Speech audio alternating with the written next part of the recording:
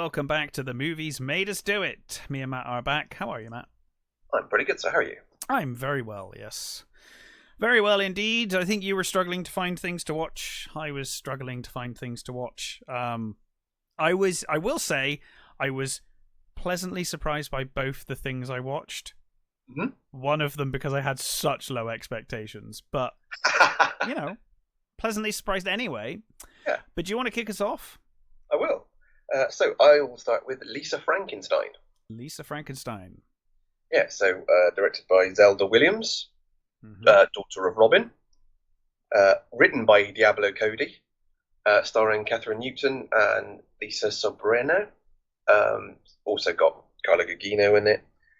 So basically we are introduced to Lisa, played by Catherine Newton, and she is a goth girl in the 80s. I guessed from the poster.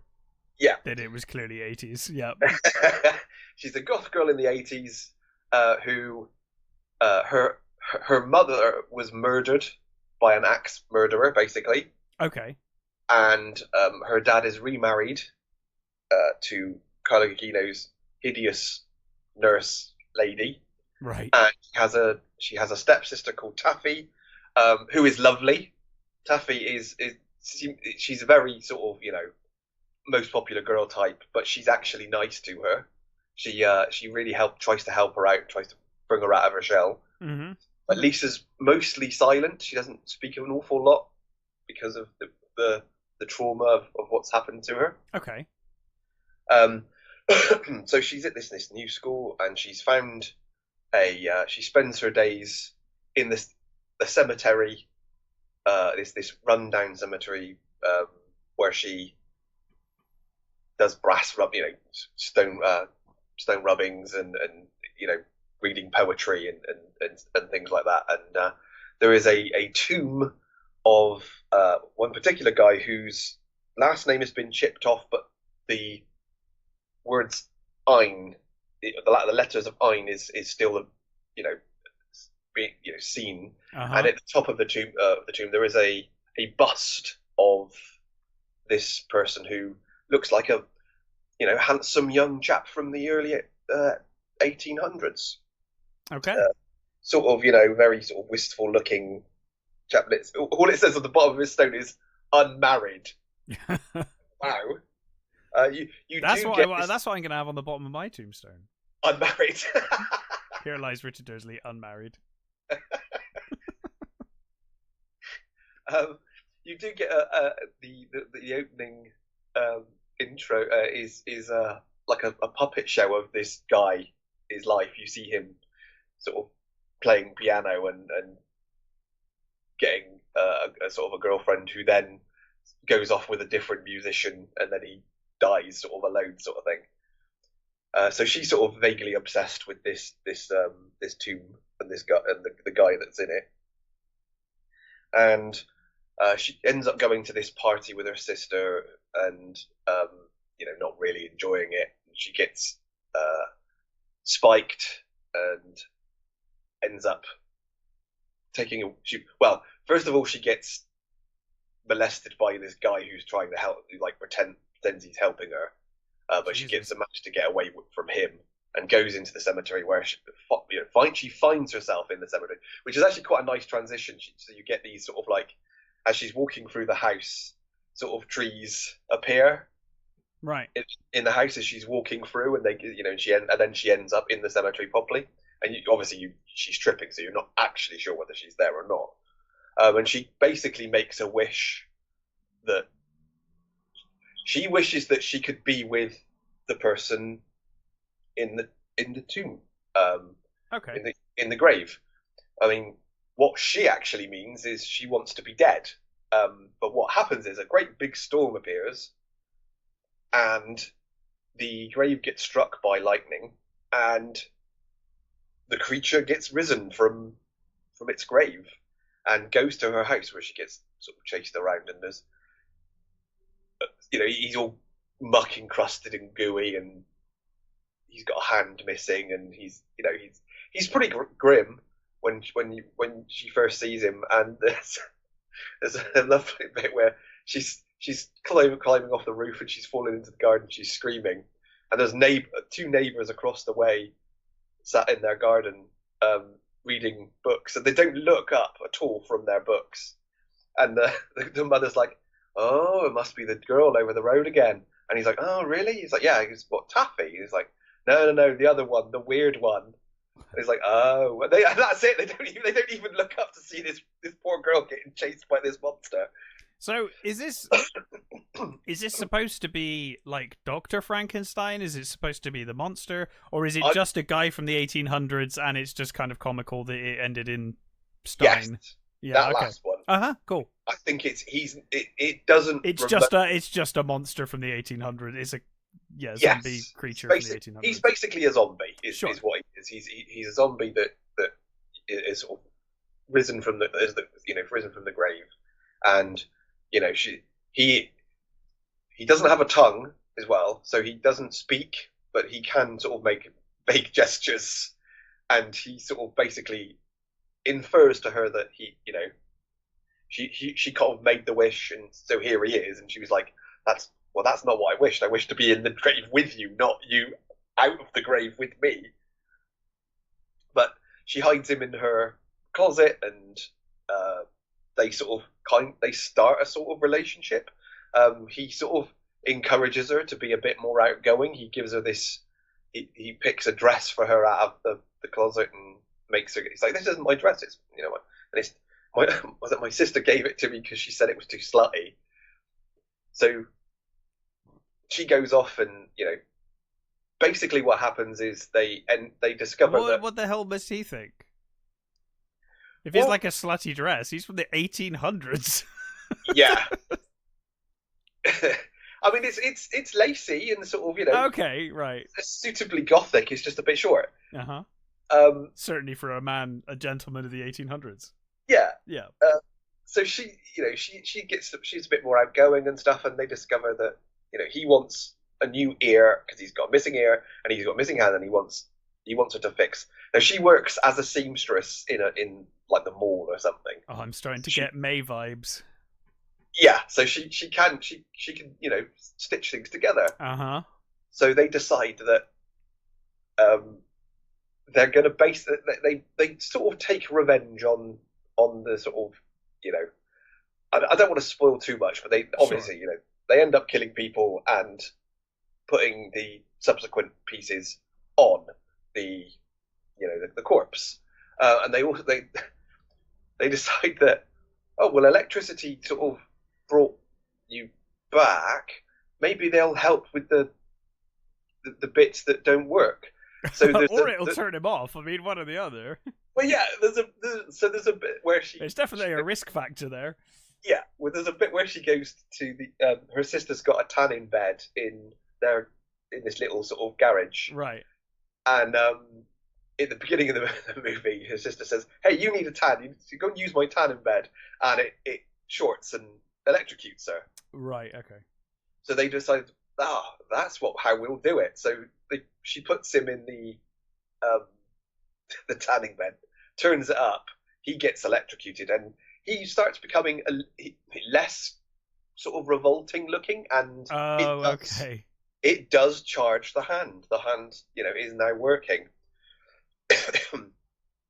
So, from there you get sort of the spiral of things going wrong, and police getting interest, finding, people going missing, and so you get all that sort of stuff. So you can see that it really does wear its influence on his sleeves. It's very much a sort of cross between Weird Science and Heathers. Yeah, it's got that sort of. Even from your description, I can see those. Yeah, it really does have the sort of the dark streak of humor that Heathers does, just not quite Heathers. As well as that does. I think Heathers is a remarkable movie. I absolutely adore Heathers. Amazing, yeah.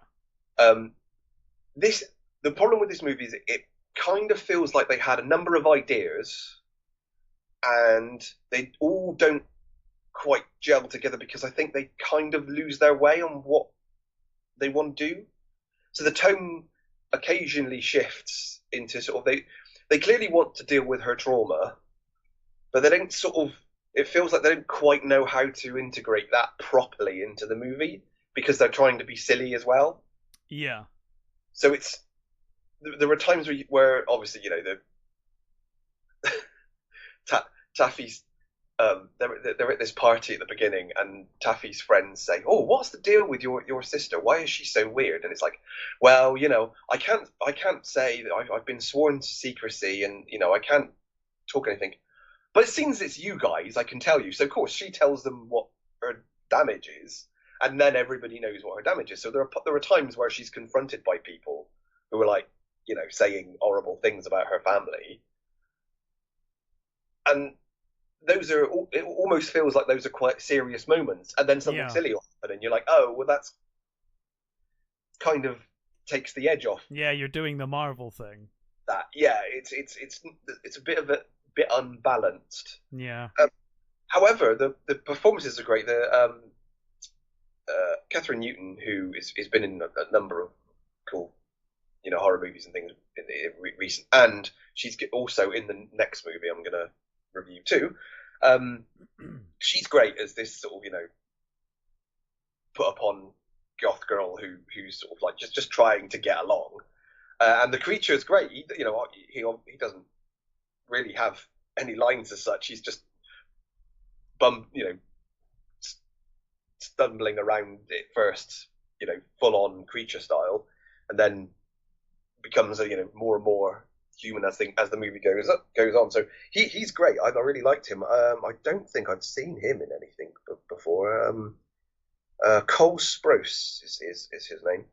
He's really cool with what he's doing. Yeah, he's perfect as the sort of creature. So how was Zelda's directing? Because I think this is the third film she's done, but I've not seen any of her films. Fine. Cool. Yeah, I think. I don't think there was anything really wrong with her directing. I think she's clearly had a problem trying to match it all up. Yeah. Perfectly, but it feels. I'm not sure. It does feel more like one of those generic 80s ones as opposed to a specific 80s ones. So it's got more sort of, it's the 80s, but I think it's supposed to be set 89 because they play the Pixies and stuff, so it must be late. And I think if I remember rightly, I nearly spoiled something there. Yeah, I think it's supposed to be set 89, but it feels like a lot of the outfits and some of the things clearly should be earlier. Yeah. It is that sort of generic 80s feel, which is fine. I've got no problem with that. It's not awful or anything, but they probably didn't need to do it in an 80s setting. It probably would have worked any time now or anything. It would have been fine, but they all clearly wanted that weird sciencey feel to it, so the poster is very weird science, so yeah, exactly. So it's it was directed fine, I think. The performances were pretty cool. Gula Gugino is suitably awful as her stepmother, and the stepdad, Joel Crest, who's basically playing the same character he plays in Stranger Things. He's just the not notice anything dad. Most of the cast of Stranger Things have gone on to just be the same characters in other shows. But it seems to be their thing. From one of the dads, yeah, it's got a relatively satisfying sort of ending, and some of the things don't quite get dealt with, satisfactorily enough, I guess. But it's okay, and it works on enough sort of that you can overlook most of its flaws. And it was I laughed a number of times. Like I said, the creature sort of coming to terms with modernisms and being a bit bloodthirsty when he sort of comes around to things. Works really well, so I did really enjoy it, and I would recommend it as a sort of a fun little sort of 80s style horror movie. Yeah, Yeah. it works. It works pretty well. I did like it. Well, that is something. Yeah, it sounds interesting. I'm curious to see. Zelda's. I've not seen her direct. I know she's acted and stuff before. So, but yeah, I think she was in her first thing when she was like 5. I think. I was gonna say I think she was. Yeah, she's in a number of father's things. I think. Yeah. Yeah, and she it looks like she's studied and she knows how to work a shot and set things up. Yeah. I didn't have problems with that. It all looked pretty good. Cool. Yeah. Well, about a month ago, maybe more, 2 months ago, I watched The Exorcist Believer, which was a bag of shit. Yes. So I watched the first Omen. This is the definition of insanity right there. However, as I said, this is the one I referred to earlier as being the low bar. Went in with a very low bar to the first Omen, though I had heard more positive things about this than Exorcist Believer. So yeah, I was like, okay. And I'm not so attached to the Omen. I love the Omen, but I adore the Exorcist. So yeah, like, okay, there's some room for, expectations set suitably low with very little to watch. I was like, okay, I'll give it a go. I've heard reasonable things. So yeah, I watched the first Omen. And I will say straight off the bat, if there was any chance that I was going to turn this off, they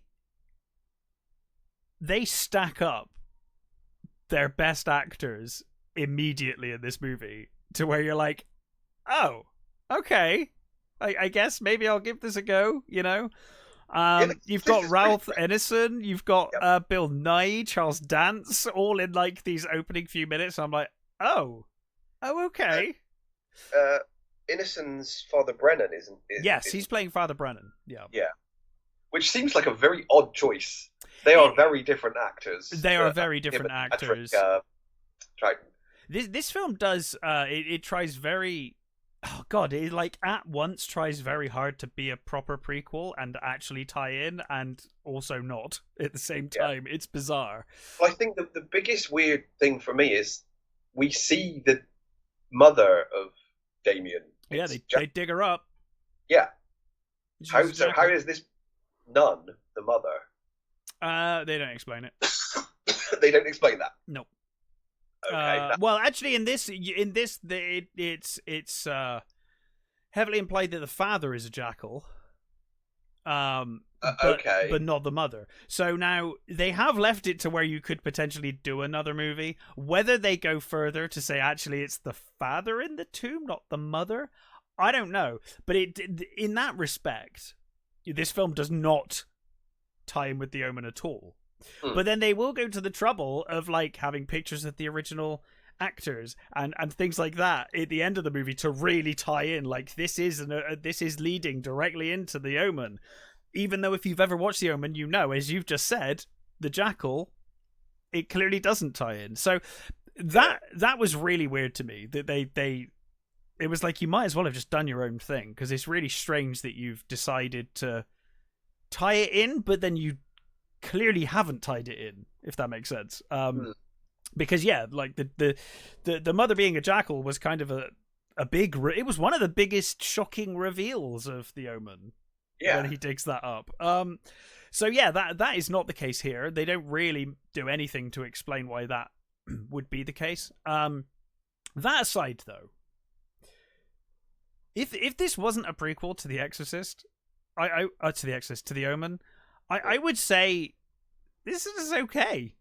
It's an okay movie. It's reasonably well shot. It's obviously well acted. All of the performances are really good. Nell Tiger-Free as Margaret. She's like the star of the show.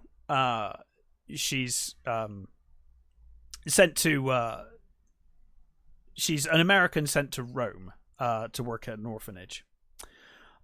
She's a nun, or she's about to become a nun. I can't remember what the word is for that when you're about to become a nun. They say is is it not is novice just for priests, or is that? Oh yeah, I can't think. There is a word for it when you actually take on the. Yeah. I can't remember. But anyway, she's about to do that. So she is goes to Rome to do this, and this is during the left wing protests in the early 70s. And yeah, so she meets fellow nuns there, and she has her kind of one of her last nights of freedom. She's invited to this disco, because effectively it's like, well, soon you won't be able to do this, so if you're gonna do it, go now. Let's go now. So they kind of go to this disco. She meets a guy, and has a great time before passing out, and then she wakes up the next day with no memory of what's happened. And the movie continues from there. Meanwhile, Father Brennan met with Charles Dance at the start of the movie. I forget his character's name.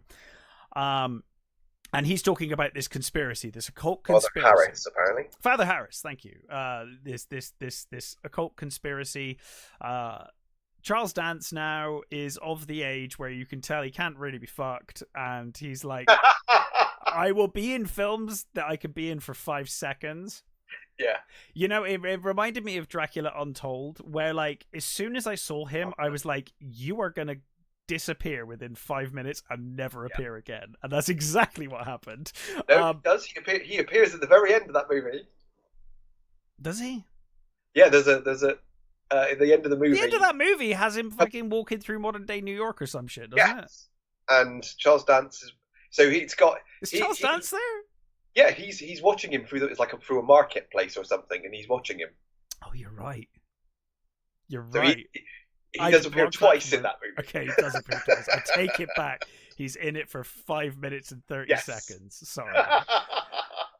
So anyway, there's this conspiracy going on that Father Brennan is investigating. Meanwhile, we have Margaret, who is working in this orphanage. She starts to get nightmarish visions. She starts to see all these things, and the two paths ultimately cross. So Father Brennan, is aware that Damien is going to be born. There's a conspiracy to ensure that the Damien gets born. He's trying to stop it. He meets with Margaret. She doesn't believe him. Obviously, it sounds like a complete madman. But as the plot goes on, they are brought together, and we see, we see what we see. One of the things I will say really surprised me in this movie. This movie is shockingly graphic in places. Like, I was not expecting. I don't know why, because I was like, well, the original, I guess, was shocking for the time it came out. But this film really goes there in places. I was like, okay, I was not expecting that much gore. I was not expecting it to be that graphic. There's one scene in particular where I was like, wow, I'm surprised you did that. Surprisingly graphic. And I would say in places, this film is actually quite creepy. It manages to be reasonably unsettling. I enjoyed the story overall. I have two parts of me. The part that's like, this isn't tying into the Omen, what are you doing? And the side that's like, this is actually quite an enjoyable movie on its own. If I remember rightly from what I've seen of this movie, they've changed for the reason why they want, because isn't it the church wants to bring about? Yes. So in this, specifically, it's not like a weird faction of the church. It's specifically the church to try and put more bums on seats. Is that effectively? They say that the I mean, it may be a sect. Honestly, now it was about a week or so back that I watched this. I can't honestly say whether it was a sect or whether it was the church proper, but it is certainly a big movement within the church. They've realized that, and it ties into the left-wing protests and stuff that are going on, and that less people are turning to Christianity. So they believe that the only way that people will believe again is if they see the devil. So they're like, well, what better way to basically recruit people than if we actually bring, Damien, we bring the Antichrist, but we can control him. It's the usual, like, You know, they're like Yeah. scientists making a monster. It'll Like, be but under we'll our control this supervision, one. so we'll be fine. It'll be fine. This perspex glass will stop us from being murdered horribly by the giant monster. It will be okay. Yeah, so it's kind of like that. So they believe that if they bring about the Antichrist, then people will see true evil, and then they will be, you know, they will flock to the church again, and then somehow they'll deal with it, and it'll be fine. But obviously, you know, we know where that goes. So yeah, so you know, overall, I actually quite enjoyed this as a movie of its own. I am told that, is it Immaculate? I am told that film, very similar subject matter, done far better than this film. That's what I've heard. Yeah, but that's interesting, though. If this is quite a well done movie, then Immaculate was really bloody good. Yeah, well, this is the thing. So this has actually got me quite excited for Immaculate, because I've heard that Immaculate's far better than this, and I actually quite enjoyed this. I didn't hate it. I expected to be turning this off reasonably early on. Yeah. And I know it actually kept me going. It's nothing incredible, but I think, you know, for a prequel movie, the Jackal aside, it's probably one of the best Omen movies. I mean, it's certainly not a patch on the original. Yeah. But you know, it's there were some ropey Omen movies. I mean, don't get me wrong, I like the Omen 3 for reasons, but yeah, Omen 3 is great. You know, but certainly the remake was fine. Pointless. It wasn't great. It was pointless. It was so close to the original. I'm like, why did you even bother? It was like that Psycho remake, you know? Yeah. So what are you doing? I only vaguely remember bits of the other one. Oh god, that's terrible. The one with the sister or the little girl. That movie is real bad. I don't even remember what that one was called. What was that one called? I think it's like, is it the Omen 666, or is that the remake? What it's called? I don't remember. I'll pull up the Wikipedia page right now, and we'll find out. The Omen franchise. It is called Omen 4 Awakening. There you go. And it is real bad. Yeah, my memory of that is there was some nice little things in it, but that's all. I couldn't tell you anything about that movie. It felt like a TV movie. It was so low budget and crap. Yeah. But I like 1 to 3. They get sillier and sillier. Mm-hmm. But I like them anyway. Yeah. Sam Neill, you know, come on. We've covered the first one. We have, and I do love the first one. I still think the first one's a great movie. I think from the second onwards, they start getting sillier and sillier. This is on the silly end, but it does take itself seriously. There is some real surprisingly graphic scenes, and some fantastic acting. I mean, the acting keeps it going. You know, if I'm honest. Yeah. I mean, Ralph Ineson, as completely miscast as he is here, he always puts in a fantastic performance, and he really does. You know, he gives a fantastic perpance. I mean, I guess if you want someone with a presence, he's got presence. You cast him. Yeah.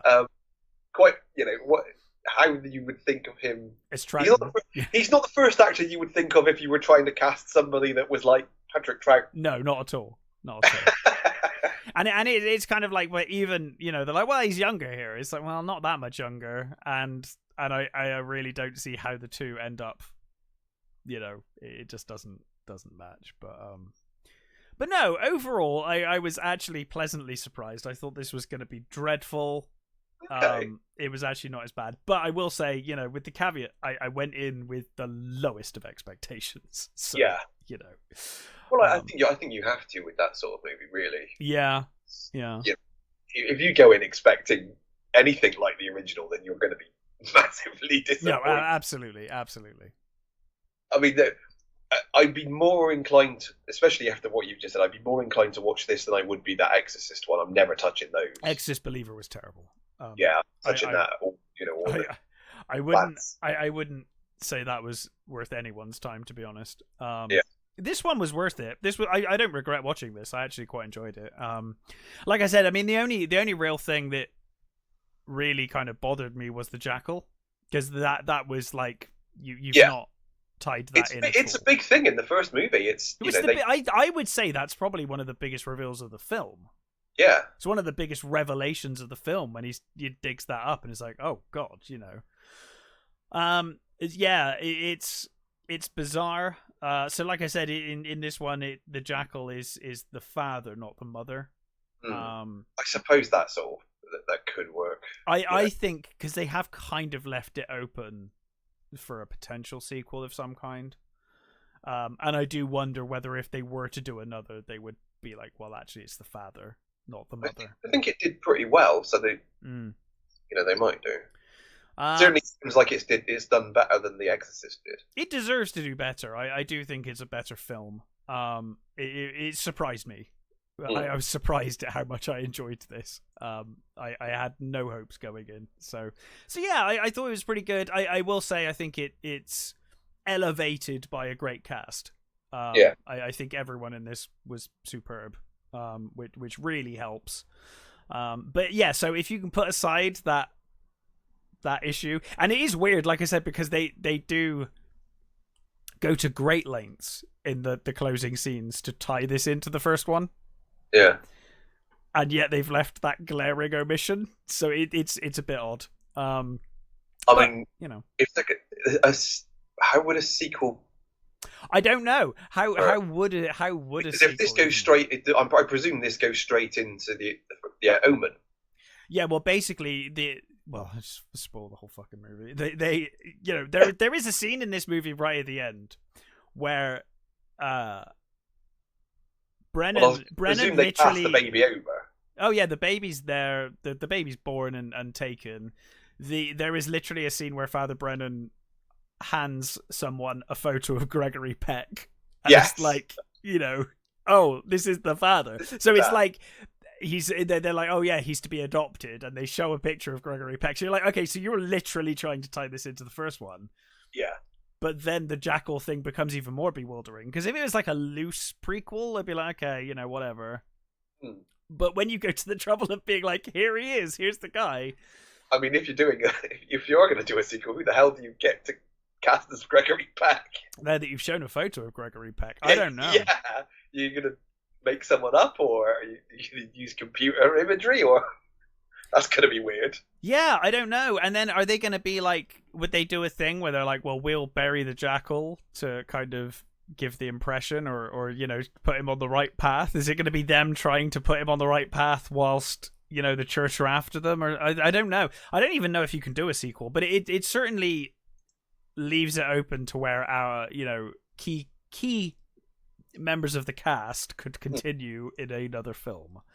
But I would say, as a prequel, far it's one of the better, and I did, as a film in its own right, I quite enjoyed it. It's pretty silly, but yeah, it's very gory, it's very well acted, it's very graphic in places. It's good fun.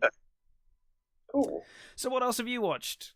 So the second movie to feature Catherine Newton is Abigail. Yes. Now this is a film I was planning on watching at some point. So, and this is directed by Matt Bertinelli-Olpin and Tyler Gillette, who have recently directed the last two Scream movies, I believe. Oh, good God. Which I haven't seen. I saw, was it the fifth one I saw? I haven't seen the latest one. I saw the one before it, and it was fucking terrible. But they did direct Ready or Not, which is brilliant. I loved Ready or Not. I think that was one of my my best lists. That was a really cool movie, and I think they've done VHS. Can you remind me what is Ready or Not? So it's weirdly there are some parallels to this movie and that one. So that's about a woman who marries into a family. Oh yes, no, I like that movie. Yes, it's the we're gonna go play a game. Yes. Yeah. That's great. Yeah. So there's a very similar thing in this movie. So basically, you're introduced to, again, this has got a great cast list. So you've got Catherine. You've got Catherine. You've got Dan Stevens. You've got Kevin Durand. You've got Juan Carlo Esposito. Alicia Weir, who plays Abigail. She is amazing.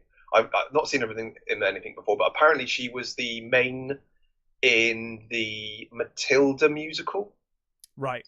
which I've not seen, but No, no. she was supposed to be. I've heard she's really good in that. She's amazing in this as Abigail, and Melissa Barrera, who's kind of the main sort of character. So it's a group of sort of criminals, as it were, have been gathered to kidnap the daughter of a crime boss. So you've got Esposito is sort of gathered these people. He seems to be the sort of the boss, and he's gathered them, and he says, oh, they're not supposed to tell each other their names or anything. So he gives them all Rat Pack names. So one's Joey, one's Frank, one's Don Rickles, one's Dean, one's Sammy. So they get their names that they sort of have to go by. And one's a hacker, so Newton's the hacker, so she cuts the alarms of the building they're in, and Frank, played by Dan Stevens, he seems to be the sort of the thoughtful, put together one, with a bit of a mean streak. And you've got the sort of the wheelman Dean, who's sort of a bit of a young idiot. And they've all got their thing, and Kevin Durand is Peter. He's you'll know him from loads of stuff. He's really good at playing. He's a massive dude, and he's played lots of bad guys, lots of very big sort of imposing sort of characters. And in this, he's the muscle, but he's a real sort of like idiot. He's a real sort of sort of gentle, but he knows what his job is. So I break people. That's my job, sort of thing. So yeah, he's a real bumbling idiot, but he's really funny. He's really good.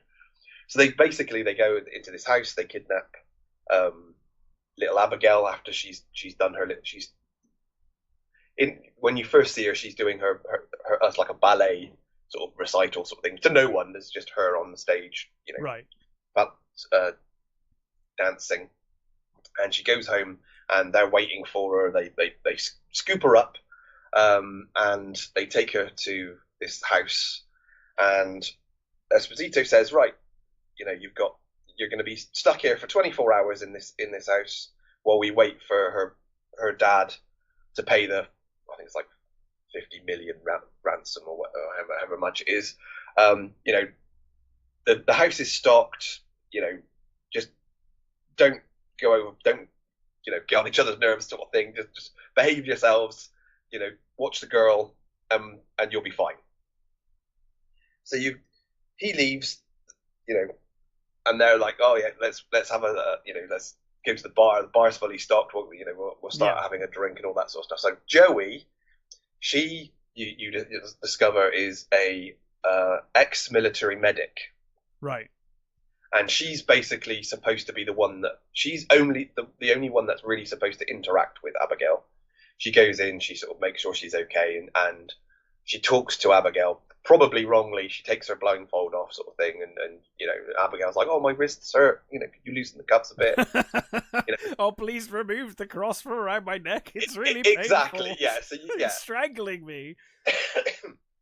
But she seems to get sort of a bit of a rapport with Abigail, because she's a mother herself, and she's got these sort of things, and there's a lovely bit where they're in this sort of bar, and the cocky kid getaway driver, he says, "Oh, I know what you are, and I know what you are, and I know what you are," and they all laugh. Right. And Joey says, "You didn't get a single fucking thing right there, did you?" And he's like, "Of course, yeah, I know people." And she's like, "No. So Dan Stephen puts some like £100 on the pool table and says, "Right, here's £100 if you can tell me one true thing about me." Right. And then she proceeds to say everything about his character. Oh. And she takes the money, and then of course they're all like, "Ooh, do me." And then she proceeds to tell them all what they are, because she reads them spot on, right? And then of course when it all goes to shit, they're not really supposed to know anything about each other, so it's immediately they're all like, "Fuck, we know too much already." That's actually a really funny setup. It is. That's It's a great. really, and it's beautifully done as well. They did a really good job, and they do a really good job of setting up their characters and making you sort of like, other than one specific character who I Yeah. couldn't wait to die, Right. they do a pretty good job of keeping you with these characters. You're like, oh, okay, they're actually, you know, I like this character for this reason. I like this character for this reason, or you know, or whatever. That they all do. And Dan Stevens, you know, he's done some remarkable stuff recently. He's been in some really good sort of, you know, roles, and I'm glad he's kind of gone quite a horror route. He's been in a number of sort of really good horror movies. Yeah. So, you know, clearly, if you know, the obviously the twist, which you can, it's in the trailer. It's not, you know. Yeah, I was going to say it's on the poster, I think. Yeah, I think if you really did know nothing, it might be a surprise when Maybe. Yeah. when it turns out that she's a vampire, you know, and she's not the sweet innocent girl that she's pretending to be. So when she eventually starts playing, you know, the house basically seals itself and she's running around after them, you know, and they're like, fuck, and there's a brilliant bit where I think it's Joey says, so what do we know about vampires? And Sammy, the Catherine Newton character, is like, well, what do you mean? And she's like, well, what do we know about vampires? Well, are we talking True Blood here, or are we talking like Dracula, or are we talking this, or are we like? They're like, well, I mean, I don't know what. It's like it could be any of those fucking things. We don't know anything. So you do get these wonderful little interactions between these great characters. Abigail is brilliant. The Alicia Weir, who's playing her, she does an amazing job of flipping between this like sweet innocent little girl to this horrible monster with like, you know, shark like teeth. Uh-huh. She has this, you know, when she's chasing them, she's doing full pirouettes, and you know, Oh, amazing. when she's leaping over bodies, she's not just jumping over bodies, she's literally, you know, legs stretched, arms in the air, sort of, you know, full ballet style jumps and things. It's really brilliant, you know. And she's doing these like, you know, jumping on balustrades and twirling around, chasing them, and there's some really lovely moments, and the gore is fantastic. There are some real explodey, like blood sacks, like full on, like Sure. coat everything in gore. Which is what you want from Exactly, you know. it's brilliant. I think, you know, your mileage will vary with it, but for me, it was almost it was a perfect fun movie. There was just the right amount of goofiness, horror, and you know, interesting characters that will keep, I think, will keep you very well entertained. And as I said, it does have some very similar sort of feel to the Ready or Not, because it has that housebound setting. I think, for my money, I think that's a better movie than this one. But this is a really good fun time, and there is a little twist in this that, you know, you that most people won't know, but I think most people, I think, will figure out what that twist is quite early within, you know, the movie itself, unless it's been spoiled for you. And I'm not gonna spoil what the twist is, but is it garlic? Garlic does not work. Okay, that's the twist. There you go. There's Dan Stevens' character says to Sammy Newton's character, he says, "Go to the kitchen and get us some garlic." And she comes back with a bag of onions, and it's like, why is it in that's every fucking onions? Why is it in every vampire movie, like modern vampire movie, uh-huh, everybody knows the rules and they all go and get garlic or try things and it doesn't work? Yeah. Whereas in every zombie movie, everyone doesn't know anything about zombies. Like, zombies have never existed before. That does seem to be. It seems to be the trend. Like, if it's a zombie movie, no one's ever fucking dealt with zombies before, ever, or seen a movie about zombies.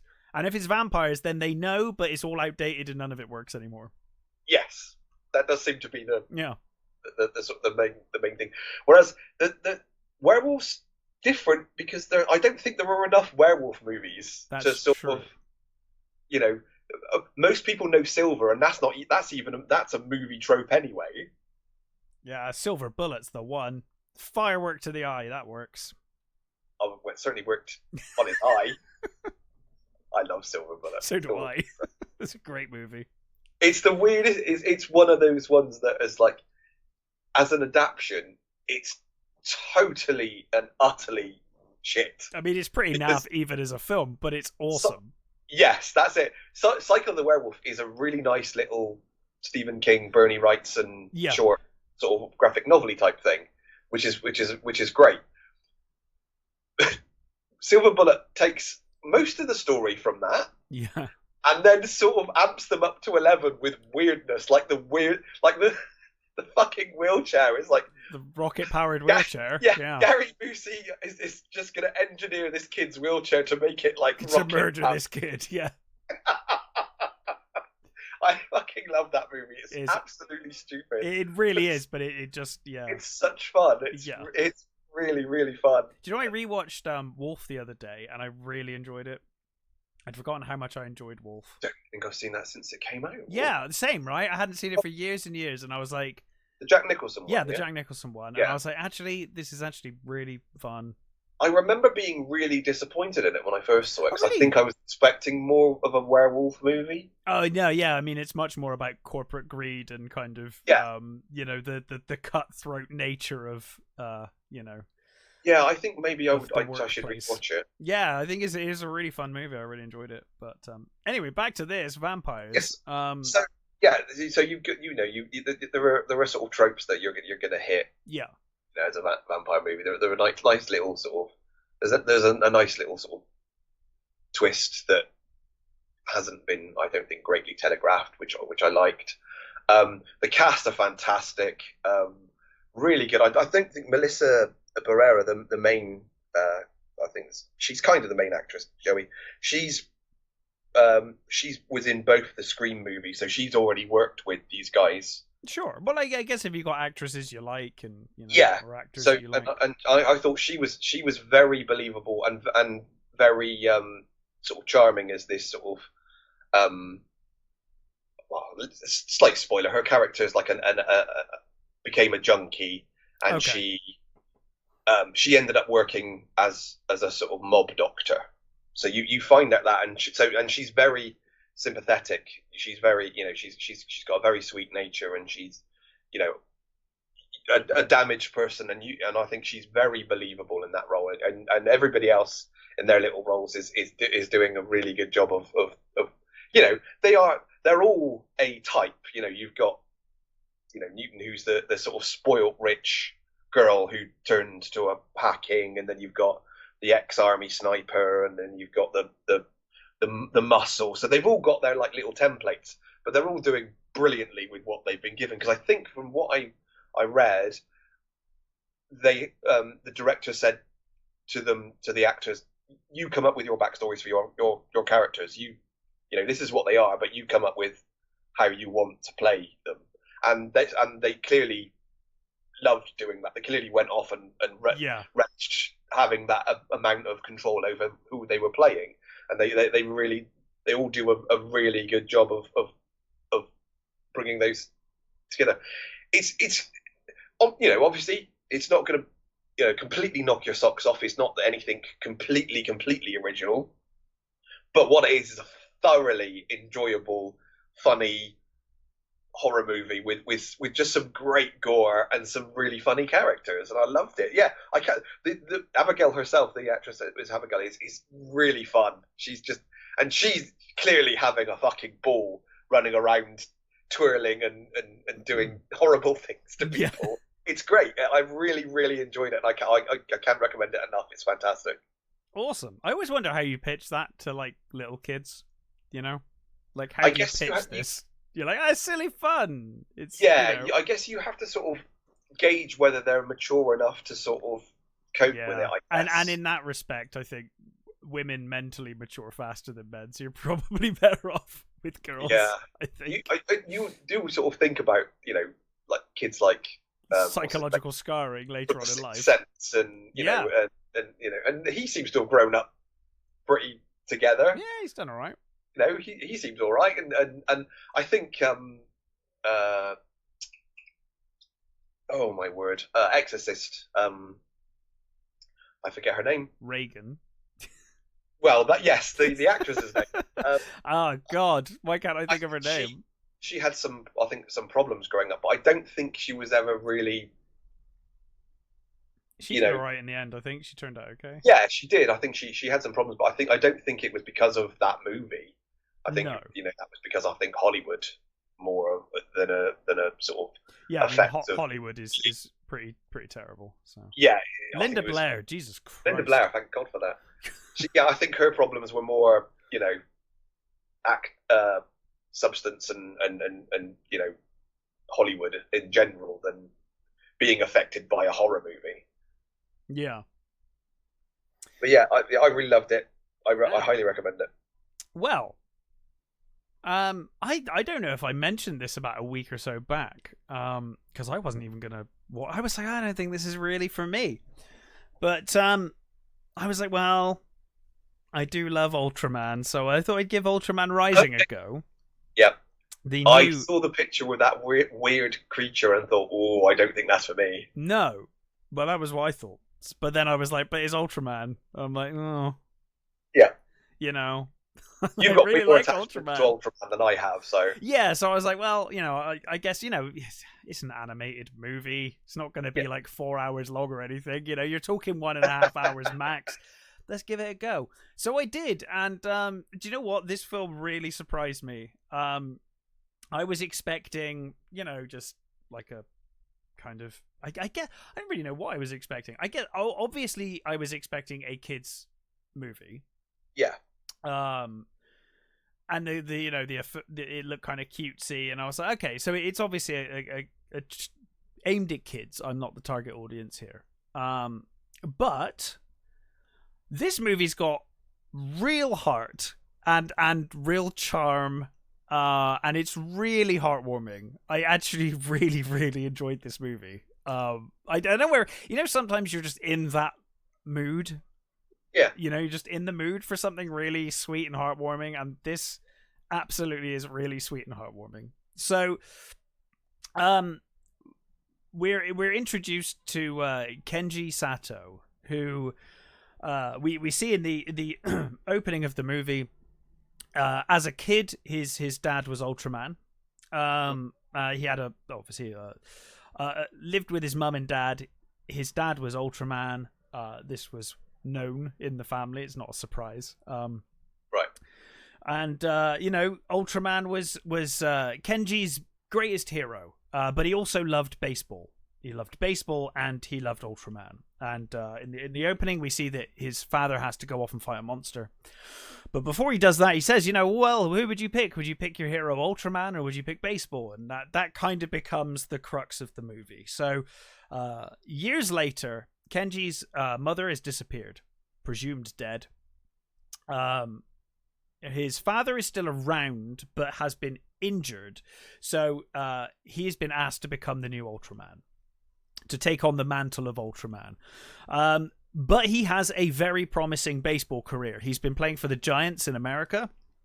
And in order to become Ultraman, because kaiju only ever attack Japan, as you know, he has now come back to Japan. So he's playing for a Japanese team who don't really want him there because they're like, you're that Yank player. You played for the Giants. Fuck off. You don't play Japanese baseball. But he's basically come over and he's trying to have it both ways. He's trying to be Ultraman and also play baseball. He resents having to be Ultraman. Like, he feels like his father's kind of pressured him into it. His real passion is baseball, not Ultraman.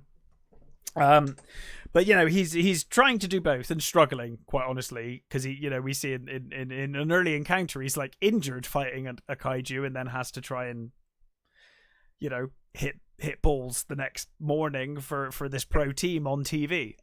So it's a lot of pressure.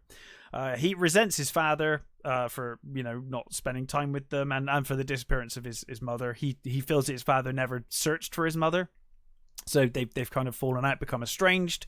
But in any case, his father does call him occasionally to be like, you need to go and be Ultraman now. There's a kaiju. You need to do this. You can't run away. You need to do it.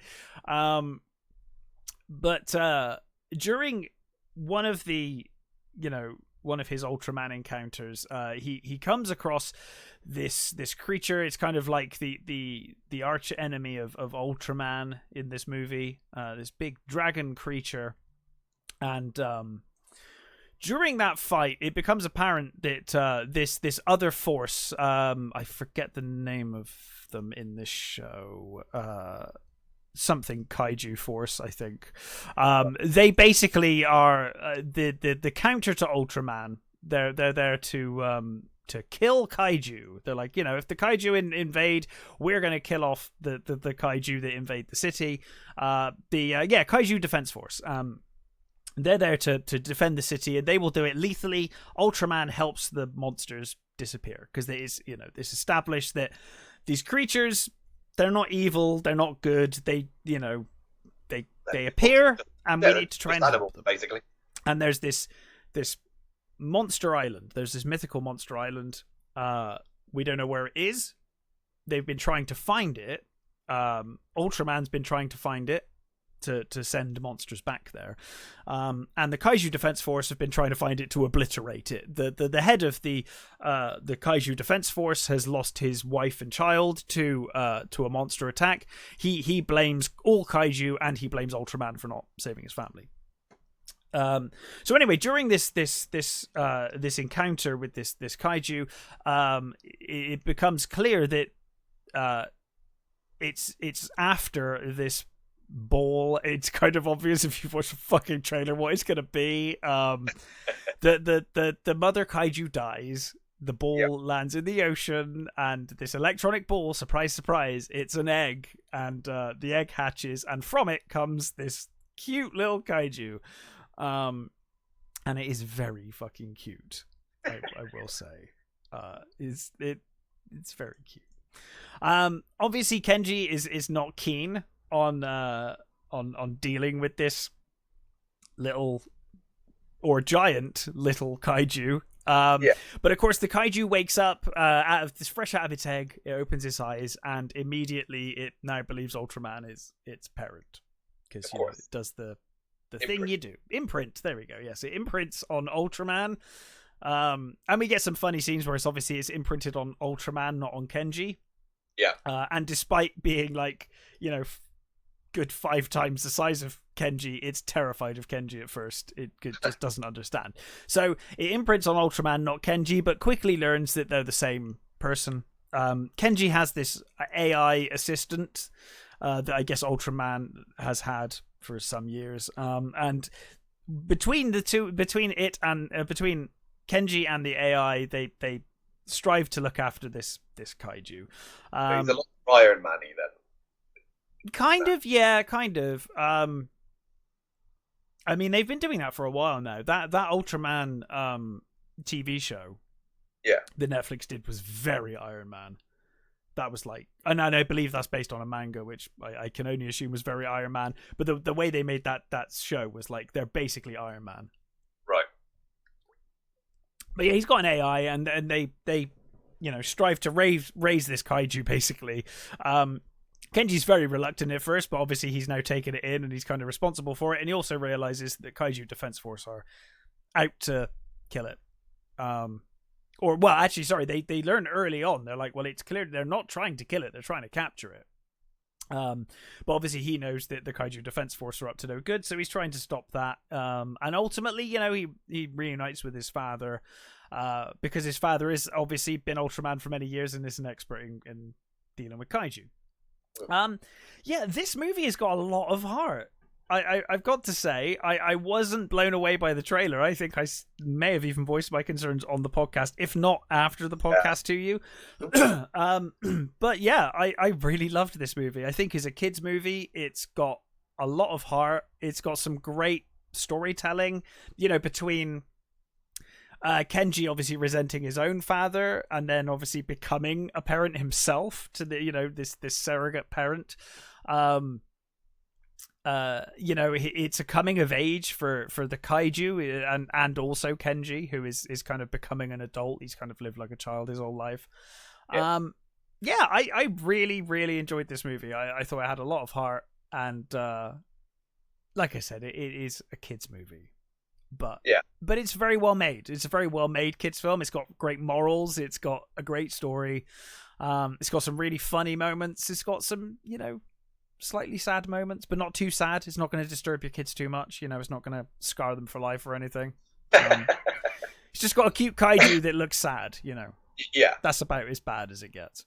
Yeah, and it's got a very, it's very satisfying ending. I was very impressed with this one, actually. I thought it was going to be terrible. So it's 2 films this week. That's all of my luck, I think, for the rest of the year. Because I picked two films I thought were going to be bad that I really quite enjoyed overall. I feel like my luck's probably going to run out soon. So, but yeah, I definitely recommend Ultraman Rising. It's a film with a lot of heart, and I think if you've got kids and they like superhero stuff, you can't go wrong with this one. Yeah, okay. Really good. I saw the trailer and thought, yeah, no, I'm not touching that. So did I, but my love for Ultraman and kaiju stuff kind of won me over eventually. That's it. I guess I'm not as attached. I'm certainly not as much attached to Ultraman as you were. So for me, it was just like, okay, I think I can skip that one. Yeah, sure. So maybe I will give it a go. Well, if you're in the mood for something a bit more lighthearted and a bit more, charming and fun, it's worth a watch. I really enjoyed it. So anyway, what else have you watched? Okay, so I also watched Hitman. Yes, Hitman. Currently on Netflix. Directed by Richard Linklater. Starring Glenn Powell, Adriana Arjona, Austin Emilio. So this is the sort of true story of Glenn Powell. So Linklater basically read this article in, I think it's the Texas Chronicle or something like that. Okay. Texas, which he's got story from before. He did. Did you ever watch Bernie with Jack Black? No, I didn't. Which is about a guy who sort of ingratiated himself with this older lady and sort of murdered her. Right. So that story apparently came from this magazine as well, or this newspaper, and he did a similar thing with this. Okay. So this is about Glenn Powell, who was a college professor who also worked with the police as an undercover hitman. Right. So he would pretend to be a hitman. Somebody who wants to hire a hitman would come in. He'd be, yep. You say what you want me to do, and they recording what they wanted, and then they would prosecute those people for basically hiring someone to murder their significant other, or in one case, a kid tries to hire him for some games and like £5 to kill his mom. Right. Which apparently is a real thing. Apparently, the real kid offered him Atari games. So okay. It would depend on the games. What are we talking about here? Yeah. We're talking like Yar's Revenge. I'll do it for Yar's Revenge. Maybe. I'm not going to do it for ET. It would have to be good games. This is updated, so they're not Atari games that they were originally, apparently. So he's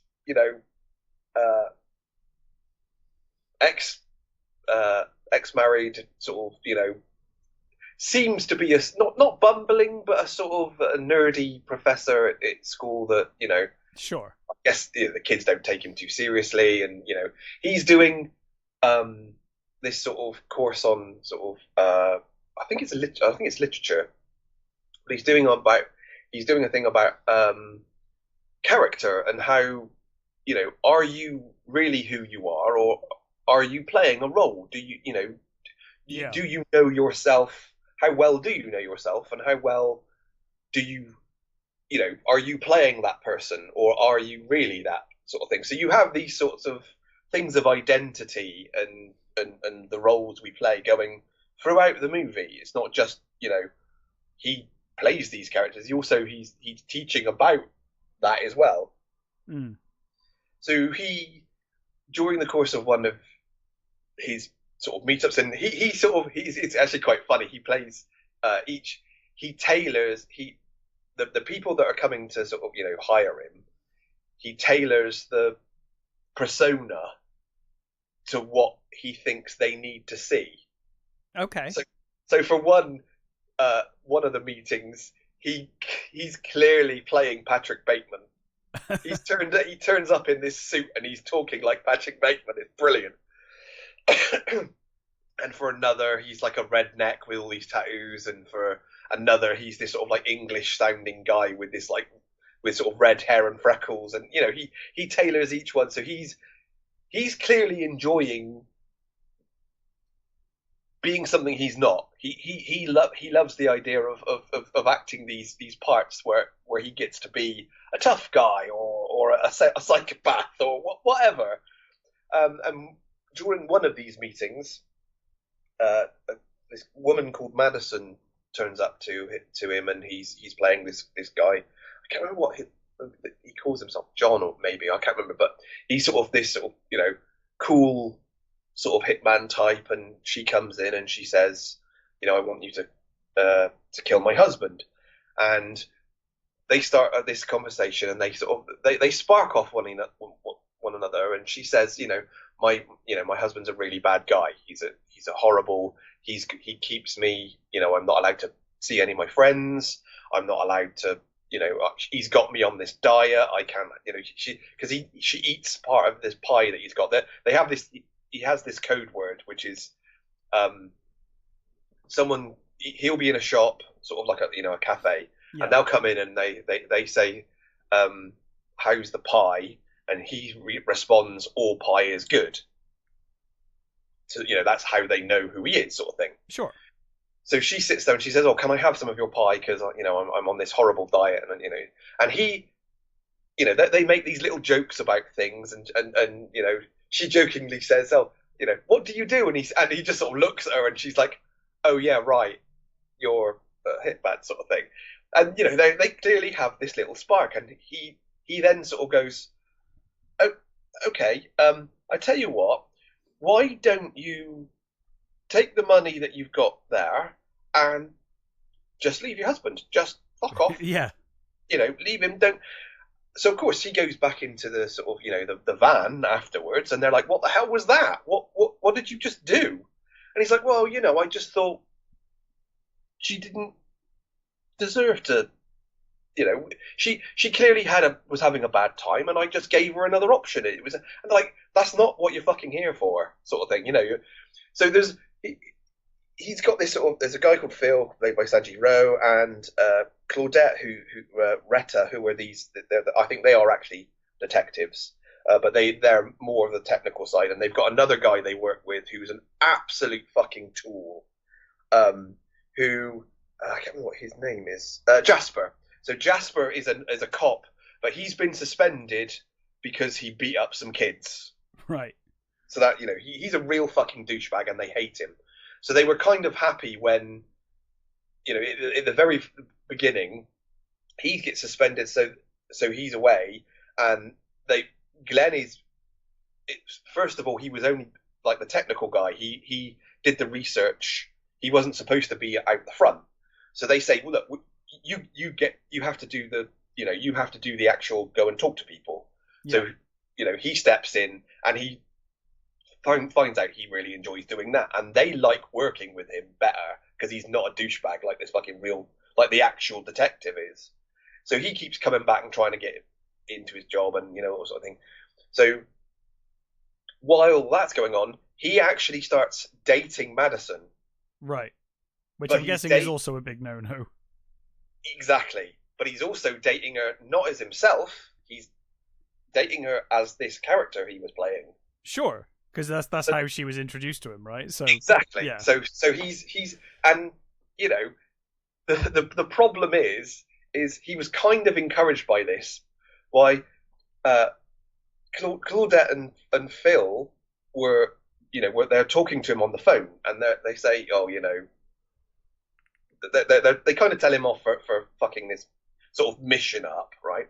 And they think they've hung up, but they then say, "Hey, they're talking. They think they've hung up. They're talking to themselves, amongst themselves." And she's like, "Wow, I wouldn't date Gary, but that fucking character, woo, he was hot as fuck. And the guy's like, yeah, even I would fucking date him. So he hears this, so that kind of spurs him on. That's sort of like, oh, so I was really doing really well with this character. Maybe I could pull this off. Yeah. So it kind of encourages him to do this sort of thing, and then obviously from there on it goes to shit. You know, he gets spotted by the dickhead copper out with her, and there's an incident with her ex-husband, and you know, I'm not going to spoil it, but obviously, you know, things happen, and you know, things begin to fall apart, and he has to sort of, you know, deal with the best he can. So most of the story of this Glenn Powell guy is true. The whole, you know, that's what he did. He was like you could call it he was a sting operator for the police, for people who wanted to hire hitmen. Right. And the overall story they clearly fucking made up, because Sure. because of where it goes. You're like, that's clearly not fucking real. What, you know, the way it ends up. But you know, and they do make it clear at the end, this was a real guy, and we did, you know, have his mostly played his story, but there is bits that we clearly made up. So they do make it clear. Yeah, they're honest about. Yeah. Yeah, they're honest about what is bullshit. And it's really, I really liked it. Glenn Powell, who he is completely rising right now. He is so good. He's great though. Like he Yes. absolutely deserves the rise that he's getting. Yeah, he is a really good actor, and I'm really enjoying his performances. I mean, I think I reviewed something he was in recently, didn't I? What was that? It was it was the excuse me, Anyone But You. He was great in that, and that was, you know, and that was the sort of that rom-com with Sydney Sweeney. Yes. And this is kind of a sort of almost like a rom-com as well, with sort of like hints of crime and you know, and the police and all that sort of stuff as well. As a Linklater movie, it's one of the odder ones for him. It falls more into the Bernie category than, you know, other things that he's known for, with, you know, the sort of the bigger things like Boyhood and The Scanner Darkly and the, you know, Before Midnight, those sorts of things that he's done. This falls into the slightly more, I guess, down to earth movies. I mean, he's still pretty out there, but it feels, you know, you can tell there are certain flourishes that you think, oh yeah, that does feel very Linklatery, but it's Linklatery light, if you like. And I think he's a great director, so it's you know, competently put together. And it's a fun story, and it's you know, he's believable. He's a great actor, Glenn Powell, and the Adriana Arjona, she's great as the Madison, the potential client who he ends up having a thing with. She's, you know, there's clearly something going on there. You know, sort of, there are undercurrents there that you see in her character, and they're nicely pulled off. I really liked it. It's a really fun movie, and so it's on Netflix, so it's really available right now, and it's fun, and it's a cool movie. I liked it a lot. Yeah, it looked fun from the trailer. It was one I was hoping to watch, but just didn't get around to. Yeah, I mean, there are times where you think where I think I'd like to have had a little bit more of some of the stuff, but I think it moves on at quite a nice pace, so that it doesn't ever sort of, you know, stutter or anything. I think it goes. I think he's becoming a real presence in Hollywood, and he is. I really hope he rises to, you know, doesn't suddenly take a turn and become a dickhead or anything. I think he's doing pretty well for himself. Yeah. He's very watchable, and he does have a sort of Tom Cruise-y presence about him. He has that sort of easiness of character about him, I think. Yeah, I like him a lot. Yeah, I recommend it. It's really good, really good fun movie. Cool. Well, that, I believe, is everything we've watched. Is there anything you wanted to talk about before we went? Yeah, a couple of trailers I saw that piqued my interest. One was the Paddington in Peru, because I fucking love those Paddington movies. Me too. I am cautiously optimistic. Yeah, it's the whole, it's the whole family go to Peru, which It's just, fine. it's the logical progression of those movies. Really, it's added Olivia Colman as the nun that lives in Peru, and we've got a regeneration, so we've got a new mum. Yes. So Sally Hawkins is been replaced by Emily Mortimer, which is a shame because I like Sally Hawkins a lot. But having said that, Emily Mortimer is a really good actress, so yeah, it's still good casting. Yeah, she's not going to be sort of challenged, and she certainly won't be, out of place as a lovely mum. But it is a shame because Sally Hawkins was a great presence in those first two movies. Yeah, I'm cautiously optimistic. I am certainly going to watch it because those, as I said, me too. I love those. Sure. Those first two, I actually saw in the cinema. I that much. I adore both of those movies. Yeah. One I'm not quite sure how I feel, but depending on how they do it. So there is a animated adaptation of Watchmen on the way. Okay. I mean, two parts. The trailer looks perfect. The trailer, the animation itself, the style looks yeah, it looks as it should be. It looks exactly like that. The only thing that worries me is that it's in current times, how close to the graphic novel are they going to stick? It would be weird if they didn't stick to the graphic novels, since they've gone for such a close visual style. Mm-hmm.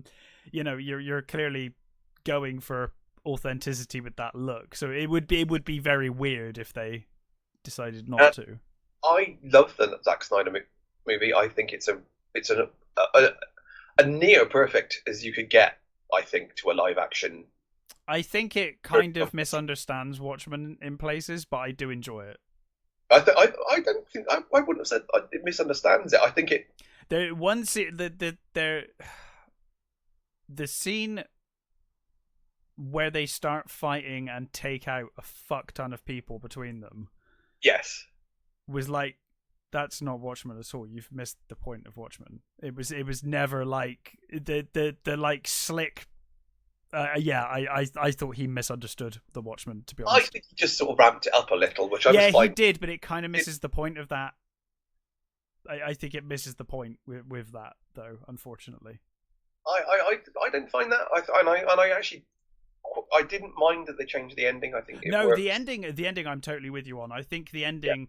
If you're making a film, works so much better. I actually prefer if I love the ending of the graphic novels.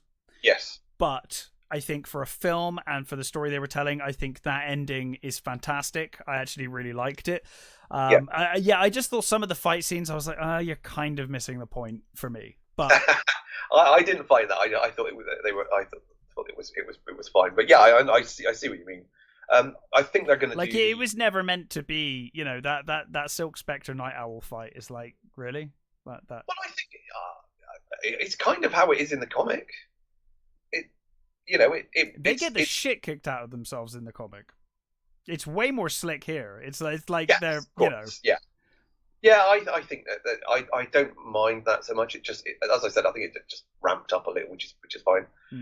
I think they're probably going to. But I did enjoy it, like you said. I agree. I did enjoy it. I think this new version will probably keep with the original ending.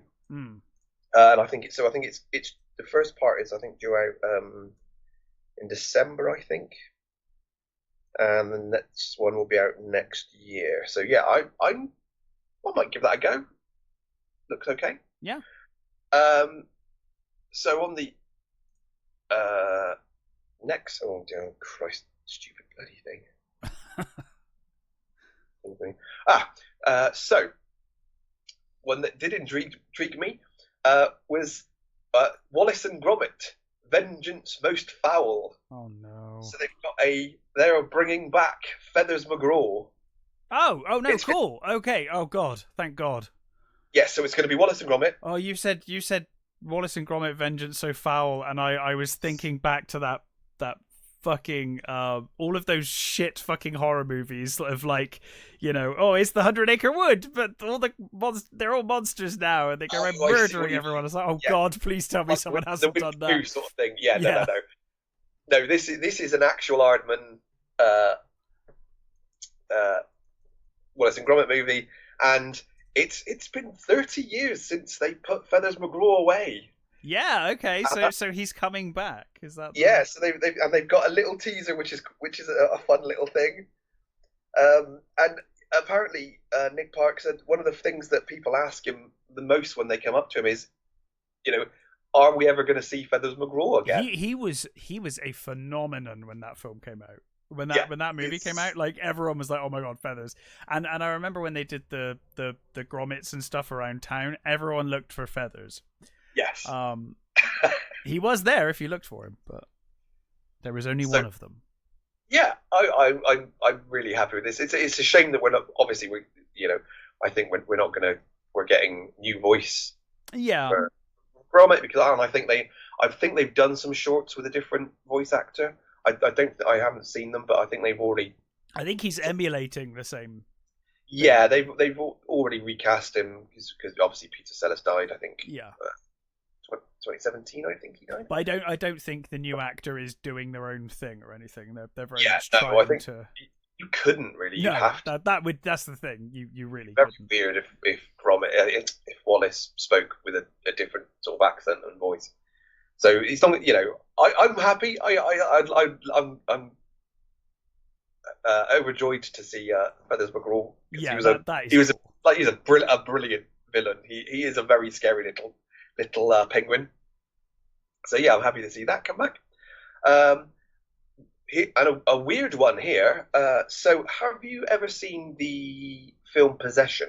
Yes. Oh well, which with Sam Neill and Isabella Gianni? The one that's set in Germany with the weirdness, with the weird tentacle stuff. Yes. Yeah. The 80s one. Yeah. Yes. Yeah. So they are remaking that. Okay. With the director of Smile. I quite enjoyed Smile. It was trash, but I kind of enjoyed it. Yeah.